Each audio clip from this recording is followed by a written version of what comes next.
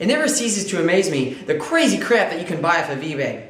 My most recent find is this Israeli military rangefinder that I bought. Now, this thing is old school. It uses a flash lamp pumped Nd:YAG laser, and I'm hoping to build a little pulse laser pistol out of it, so I hope you enjoy this video. This is the power supply that the seller shipped with my laser head, and I guess that writing on the front says danger high voltage in Hebrew.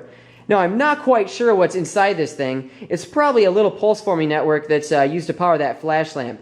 But I'll crack it open and see what's actually inside.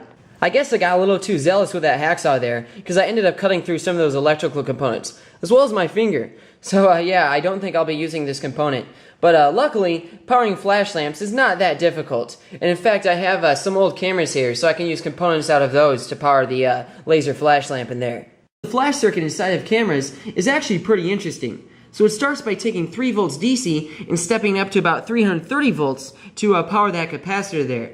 But the interesting thing is that flash lamp is constantly hooked up to that capacitor. There's no physical switch there. So they get around that by making the circuits apply a short but high voltage pulse that causes the xenon gas to ionize inside the lamp, which makes it conductive. And then all the charge from the capacitor can flow through the lamp, giving you that flash. So watch, let me hit the trigger here quickly. Yeah, it's pretty cool. Well, I made a dumb mistake and accidentally nuked this little trigger circuit that came with a laser. But luckily, I just hooked up those trigger wires to the trigger of the flash circuit there. So without further ado, let's fire this thing up. Let me put on my goggles quickly so I don't annihilate my retinas. And here we go. So you can see that little bit of smoke there. So the effect is pretty weak. I'll probably add another capacitor in parallel to see if I can up the output. I can't say I'm that impressed with this power output. Even at 20 joules input to the flash lamp, I'm just not getting that big of a pulse. I tried ionizing air with this thing and it's not doing it. So I'm guessing that dye-Q switch in there is eating up a lot of my laser output power. So I'm going to try tearing down the cavity and seeing if I can remove it. So I tore down the laser head to access some of the optics inside. So this holds the high reflecting mirror, and then this one holds the output coupler, and this is where the laser light escapes. But if you flip it over, you see this black optic on the inside, which I'm fairly certain is that passive dye-Q switch. So right now it's black, but if you hit it with a lot of light in a short amount of time, it actually becomes transparent.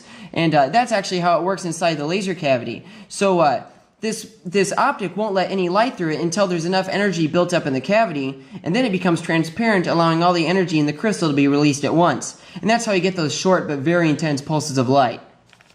It's funny that by removing the Q switch, I actually reduced the peak output power by several thousand times. But that being said, I increased the output energy considerably by several times, and that's why it makes such more of an impact on our targets when we shoot it with a laser.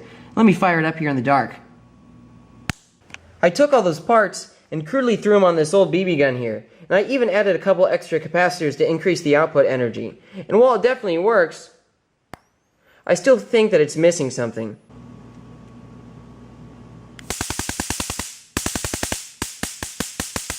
That's better. So now I have a fully functional pulse laser taser.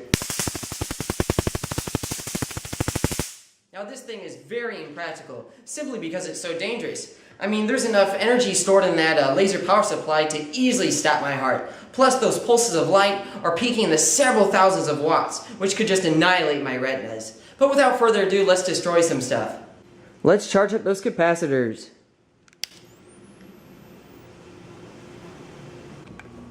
Let's pop a hole through a CD.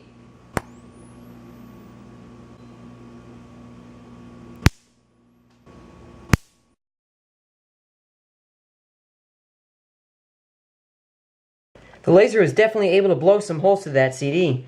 And those pops you are hearing were from the CD material absorbing that laser light and violently vaporizing out, causing little explosions. Now let's hit that CD with some high voltage.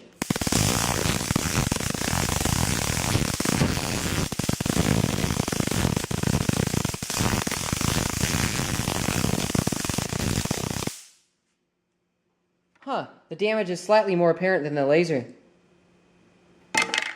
A balloon. Electrical tape. Gotta love those little ablation craters you get when the laser pulse hits the tape.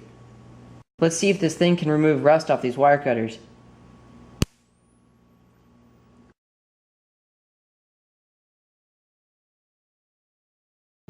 it blasted the rust right off of this wire cutter here. That's pretty awesome.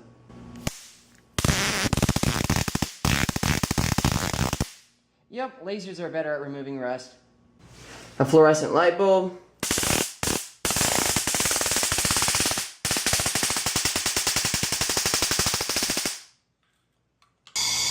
This thing also functions as a lighter. Well, I hope you enjoyed this video. You know, I wasn't planning on adding the taser until later, but I think it added a good touch. Now, as for some of my other projects, my laser bazooka is coming along. I've ran into more problems, but you should see a video of that pretty soon, as well as some of my explosively pumped ruby lasers. But yeah, until the next time, stay safe and happy tasing!